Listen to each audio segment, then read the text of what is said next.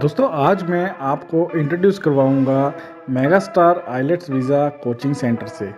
दोस्तों यहाँ पे आपको आइलेट्स पीटी की कोचिंग तो दी भी जाती है और बहुत ही अच्छे तरीके से काउंसलिंग की जाती है करियर के लिए कि अगर आप विदेशों में अपना करियर बनाना चाहते हैं। अभी मिलते हैं यहाँ के ओनर से और कुछ एक गाइडेंस हम भी लेते हैं और साथ में कोशिश करते हैं कुछ एक सक्सेस स्टोरी यहाँ की शेयर करते हैं।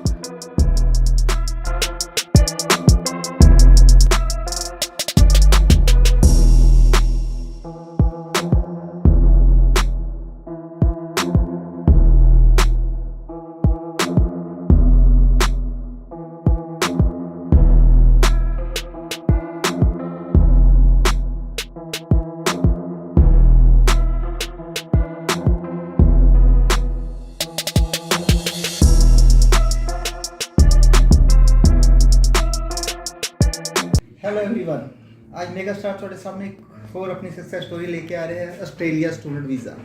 जी congratulations Tania. Thank you sir. ਅੱਜ ਮੈਂ ਤੁਹਾਨੂੰ ਇੱਕ ਗੱਲ ਦੱਸਣਾ ਚਾਹੁੰਦਾ, ਅੱਜ ਮੈਂ ਫਸਟ ਟਾਈਮ ਤਾਨੀਆ ਨੂੰ ਮਿਲ ਰਿਹਾ ਮੈਂ। अच्छा जी ਕਿਉਂਕਿ ਤੁਹਾਨੂੰ ਇਹ ਦੱਸਣਾ ਚਾਹੁੰਦਾ ਮੈਂ ਕਿ ਅੱਜ ਕੱਲ ਸਾਰਾ ਜੋ ਪ੍ਰੋਸੈਸ ਹੈ ਆਨਲਾਈਨ ਹੀ ਹੁੰਦਾ ਹੈ। ਕਦੀ ਵੀ ਮੇਰੇ ਨੂੰ ਇਹਨਾਂ ਨੇ ਕਦੀ ਵੀ 1 ਰੁਪਿਆ ਵੀ ਮੈਨੂੰ ਕੈਸ਼ ਐਂਡ ਨਹੀਂ ਦਿੱਤਾ, जी ਨਾ ਹੀ ਇਹਨਾਂ ਦੇ ਕੋਈ ਡਾਕੂਮੈਂਟ ਮੇਰੇ ਕੋਲ ओरिजिनल ਪਏ ਨੇ, ਰਾਈਟ। ਸਾਰੇ ਡਾਕੂਮੈਂਟ ਇਹਨਾਂ ਦੇ ਕੋਲ ਹੈ, ਆਨਲਾਈਨ ਸਰਵਿਸ ਹੈ। ਅੱਜ ਫਸਟ ਟਾਈਮ ਇਹਨਾਂ ਨੂੰ ਜਿਸ ਦਿਨ ਵੀਜ਼ਾ ਆਇਆ ਅੱਜ ਮੇਰੇ ਫਸਟ ਆਫਿਸ ਆਏ ਨੇ। ਇਸ ਕਰਕੇ ਜੇ ਕੋਈ ਵੀ ਬੱਚਾ ਚਾਹੇ ਉਹ ਪੰਜਾਬ ਚੋਂ ਹੈ, ਹਰਿਆਣੇ ਤੋਂ ਦੂਰ ਤੋਂ ਹੈ, ਅੰਬਾਲਾ ਤੋਂ ਨਹੀਂ ਹੈ, ਉਹ ਵੀ अपने मेगा स्टार ਤੋਂ ਸਰਵਿਸ ਲੈ ਸਕਦਾ ਹੈ ठीक है जी। ऑनलाइन। तो तान्या जी आप बताएं कि आपको कैसा लग रहा है कि आपका वीज़ा आ चुका है। पहले तो कॉन्ग्रेचुलेशंस। Thank you sir. ठीक है हेलो, गुड आफ्टरनून एवरीवन। सबसे पहले मैं आपको बताना चाहती हूँ कि मेरा ऑस्ट्रेलिया वीज़ा मिल गया है। जी मेरे को मिला है मेगा स्टार से। ठीक और है। मैं सभी को रिकमेंड ये करना चाहती हूँ कि आप लोग भी मेगा स्टार इंस्टीट्यूट में आएँ और यहाँ की सर्विस लें। यहाँ की सर्विस बिल्कुल अच्छी है और मेरे 15 डेज में मेरे को मेरा वीज़ा मिला। सिर्फ 15 डेज। हाँ जी, वेरी गुड। ठीक है जी। तो दोस्तों अब मैं आपको मिलवाने जा रहा हूँ मेगा स्टार आइलेट्स सेंटर के सीईओ मिस्टर संजीव जी। तो संजीव जी पहले तो आपका बहुत बहुत स्वागत है। Welcome, thank you. Sanjeev ji मैं एक पहले आपसे गाइडेंस के लिए क्वेश्चन पूछना चाह रहा हूँ कि जैसे आजकल मार्केट में मतलब बहुत सारे स्टडी सेंटर हैं कि हमारी प्रेफरेंस क्या रहती है स्टूडेंट्स को। देखो सर, मेगा स्टार पिछले 18 साल तो 15 साल से अपना इस सर्विस दे रहा है जी। ठीक है जी। गवर्नमेंट तो अप्रूव्ड है जी अपना जीएसटी नंबर है, पैन कार्ड है, जी अपना करंट अकाउंट स्टेटमेंट है जी और मोर ओवर जो मेगा स्टार सर्विस सबको बेस्ट देता है कि ट्रांसपेरेंट काम किया जाता है जी। ठीक है दोस्तों, पहली एक चीज ये बहुत बढ़िया सर ने बताई है कि ट्रांसपेरेंसी जिस भी काम में होती है ना, मतलब आप आंखें बंद करके वहां पे आ सकते हैं, विश्वास कर सकते हैं। और वैसे ही मेगा स्टार तकरीबन 15 साल से सर्विस दे रहा है सर अपनी, है ना? बिल्कुल सर, बिल्कुल।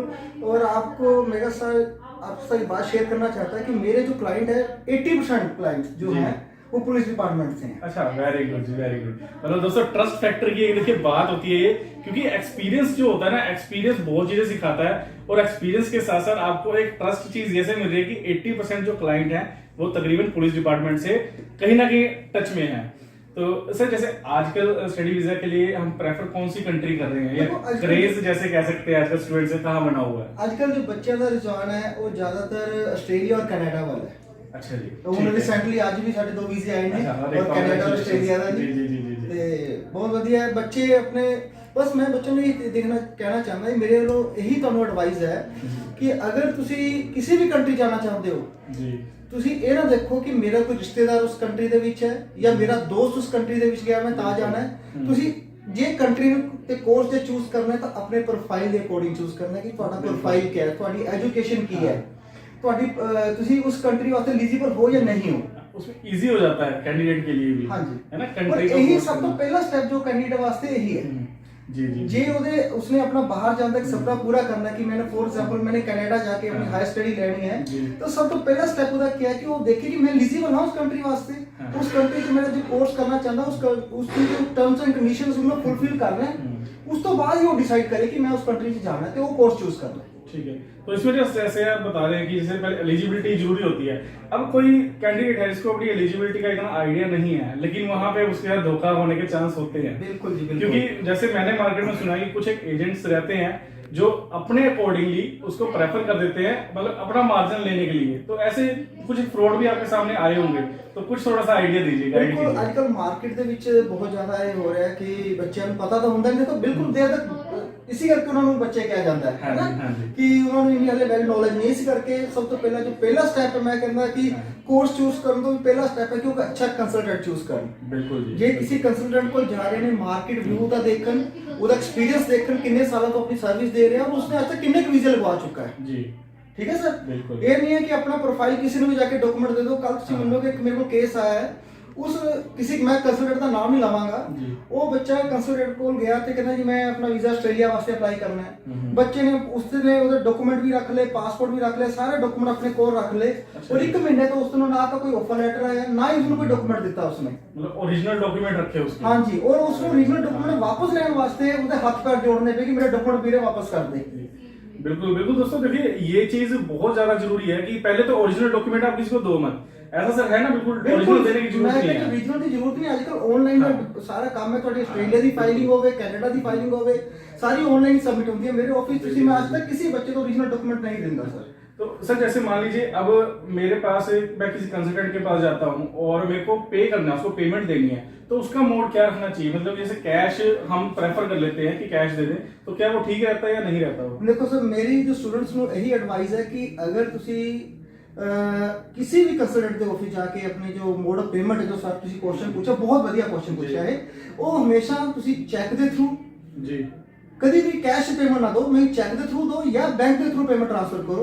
है। मेगा स्टार अपनी जो सर्विस चार्ज भी लेता है, वो स्टूडेंट ਨੂੰ ਇਹੀ ਕਹਿੰਦਾ ਕਿ ਜੇ ਤੁਸੀਂ ਆਪਣੀ ਪੇਮੈਂਟ ਪ੍ਰੈਫਰ ਕਰੋ, ਤੁਸੀਂ ਮੈਨੂੰ ਬੈਂਕ ਦੇ ਚੈੱਕ ਦਿਓ ਆਪਣਾ, ਜਾਂ ਮੇਰਾ ਗੂਗਲ ਪੇ ਅਕਾਊਂਟ ਨੰਬਰ ਹੈ ਉਹਦੇ ਵਿੱਚ ਟ੍ਰਾਂਸਫਰ ਕਰੋ। ਅਗਰ ਤੁਸੀਂ ਜੇ ਕੈਸ਼ ਵੀ ਦਿੰਦੇ ਹੋ, ਉਸ ਤੋਂ ਰਸੀਦ ਲਵੋ। बिल्कुल ठीक है, बिल्कुल। ਕਦੇ ਵੀ ਕਾਲਜ ਦੀ ਫੀਸ ਕਿਸੇ ਵੀ ਕੰਸਲਟੈਂਟ ਨੂੰ ਕੈਸ਼ ਨਹੀਂ ਦੇਣੀ, ਨਾ ਉਹਦੇ ਅਕਾਊਂਟ 'ਚ ਟ੍ਰਾਂਸਫਰ ਕਰਨੀ ਹੈ। ਇਹ ਸਪੈਸ਼ਲ ਤੁਸੀਂ ਸਟੂਡੈਂਟਸ ਯਾਦ ਰੱਖਣਾ, क्योंकि जो कॉलेज की फीस होती है अपने अकाउंट तो डायरेक्ट कॉलेज के अकाउंट में ट्रांसफर करनी है। बिल्कुल एक प्रूफ भी रहता है उस चीज का। हाँ जी, हाँ जी। बैंक में तो तुम 10 साल बाद ਤੁਸੀਂ ਕੱਢ ਸਕਦੇ ਹੋ ਕਿ ਮੇਰੇ ਕੋਲ ਪੈਸੇ ਕਿੱਥੋਂ, मैं किस तरीके ਨੂੰ ਕਿੰਨੇ ਭੇਜੇ ਸੀ, ਕਦ ਭੇਜੇ ਸੀ। बिल्कुल बिल्कुल। तो दोस्तों आज हम जैसे आए हुए हैं, मेगा स्टार आइलेट सेंटर है मानव चौक पे, लोकेशन डायरेक्शन सारी कॉन्टैक्ट नंबर वगैरह सब वीडियो में ऊपर दिए हुए हैं, आप कॉन्टैक्ट कर सकते हैं। बाकी मैं आपको एक ट्रस्ट चीज बताता हूँ कि 15 साल से सर यहाँ बैठे हैं और न जाने सर नंबर बताइए एक बार, कितने वीजे हम सर मैं कर चुके हैं? तो नहीं कर सकता, लेकिन टचवुड सर गुडविल मार्केट इतनी अच्छी बनी हुई है ठीक कि है। हर सैशन ਦੇ ਵਿੱਚ नंबर ऑफ स्टूडेंट्स जो है साडे जा रहे हैं सक्सेसफुल। ठीक मैं है। देखो I am not a visa officer, मैं ਤੁਹਾਨੂੰ ਇਹ ਕਹਿੰਦਾ ਕਿ I am not a visa जी। ऑफिसर, लेकिन मैं ਤੁਹਾਨੂੰ ਇਹ ਗਾਰੰਟੀ ਦਿੰਦਾ ਕਿ ਤੁਹਾਡੀ ਫਾਈਲ ਦੇ ਵਿੱਚ ਕੋਈ ਕਮੀ ਨਹੀਂ ਹੋਏਗੀ। 100% ਰਿਜ਼ਲਟ ਔਰ 100% ਤੁਹਾਨੂੰ ਬੈਸਟ ਸਰਵਿਸ ਦੇਣ ਦੀ ਮੈਂ ਪ੍ਰੋਮਿਸ ਕਰਦਾ ਤੁਹਾਨੂੰ। ठीक है जी। तो सर जैसे यहाँ पे अब कोचिंग हम किस चीज की प्रोवाइड करते हैं? ਦੇਖੋ ਮੇਗਾ ਸਟਾਰ ਜੋ ਹੈ ਆਪਣੇ ਸਟੱਡੀ ਵੀਜ਼ਾ ਦੇ ਨਾਲ ਜੋ ਸਭ ਤੋਂ ਪਹਿਲਾ ਸਟੈਪ ਸਟੂਡੈਂਟ ਵਾਸਤੇ ਹੁੰਦਾ ਹੈ ਆਈਲੈਟਸ ਜਾਂ ਪੀਟੀ। जी ਦੇਖੋ ਜਦ ਤੱਕ ਤੁਸੀਂ ਇੰਡੀਆ ਵਿੱਚ ਨੋਨ ਇੰਗਲਿਸ਼ ਕੰਟਰੀ, ਹਾਂ। ਇਸ ਕਰਕੇ ਤੁਹਾਨੂੰ ਆਈਲੈਟਸ ਜਾਂ ਪੀਟੀ ਦਾ ਐਗਜ਼ਾਮ ਕੁਆਲੀਫਾਈ ਕਰਨਾ ਪੈਂਦਾ ਹੈ। ਤਾਂ ਮੇਗਾ ਸਟਾਰ ਜੋ ਹੈ ਤੁਹਾਨੂੰ ਆਈਲੈਟਸ ਦੀ ਕੋਚਿੰਗ ਵੀ ਦਿੰਦਾ ਹੈ ਐਜ਼ ਵੈਲ ਐਜ਼ ਪੀਟੀ ਦੀ ਵੀ। ठीक है। ਔਰ ਜੋ ਆਈਲੈਟਸ ਦੀ ਕੋਚਿੰਗ ਹੈ, ਮੇਰੇ ਵਾਈਫ ਹੈ ਜੋ ਮਧੂ ਮੈਮ ਹੈ, ਪਿਛਲੇ ਉਹਨਾਂ ਨੂੰ 15 ਸਾਲ ਦਾ ਐਕਸਪੀਰੀਅੰਸ ਹੈ ਅੱਛਾ ਜੀ। ਆਈਲੈਟਸ ਦੇ ਵਿੱਚ ਠੀਕ ਹੈ। ਔਰ ਆਈਡੀਪੀ ਤੋਂ ਸਰਟੀਫਾਈਡ ਟ੍ਰੇਨਰ ਨੇ। Okay। ਔਰ ਮੈਂ ਤਾਂ ਇਹ ਕਹਿੰਦਾ ਕਿ ਜੇ ਕੋਈ ਸਟੂਡੈਂਟ ਆਈਲੈਟਸ ਕਰਨਾ ਚਾਹੁੰਦਾ ਹੈ, जी जी ਉਹ ਆਓ ਮੇਗਾ ਸਟਾਰ ਚ।